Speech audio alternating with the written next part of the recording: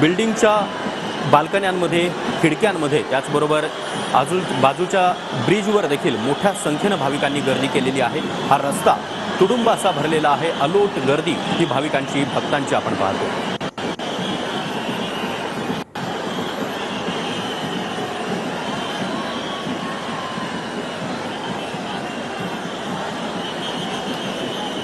लालबागच्या राजाची ही दृश्य आपण पाहतोय। लालबागचा राजा आता विसर्जनासाठी निघालेला आहे।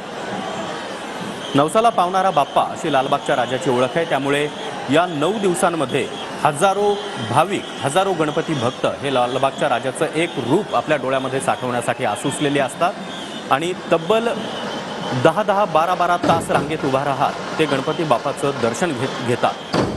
चरण स्पर्श करण्यासाठी त्यांची जी धडपड असते ती आपण वारंवार पाहत असतो आणि आता या लाडक्या बाप्पाला निरोप देण्यासाठी देखील मुंबईकर गणेश भक्त आणि राज्यभरातून आलेले भाविक भक्त ते आता मुंबईच्या रस्त्यांवर अशा प्रकारे आपल्याला पाहायला मिळतात।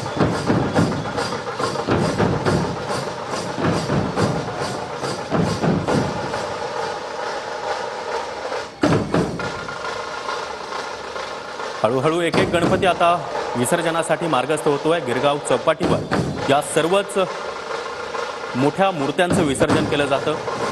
लालबागचा राजा देखील आपण पाहतोय, त्याचबरोबर मुंबईचा राजा, तेजूपाया मेन्शनचा गणपती, चिंतामणी असेल, परळचा राजा असेल, असे सर्वच गणपती एका मागोमाग एक हे विसर्जनासाठी आता मार्गस्थ होत आहे। अगदी कासव गतीनं ही विसर्जन मिरवणूक हळूहळू पुढे सरकते, कारण लोकांची तेवढी गर्दी आहे। प्रचंड गर्दी या ठिकाणी आपल्याला पाहायला मिळते। विसर्जन मिरवणुकीमध्ये सहभागी होतानाच आपल्या लाडक्या बाप्पाचं दर्शन घेण्यासाठी, लाडक्या बाप्पाला डोळ्यामध्ये साठवण्यासाठी हे भाविक या ठिकाणी जमा झालेले आहेत।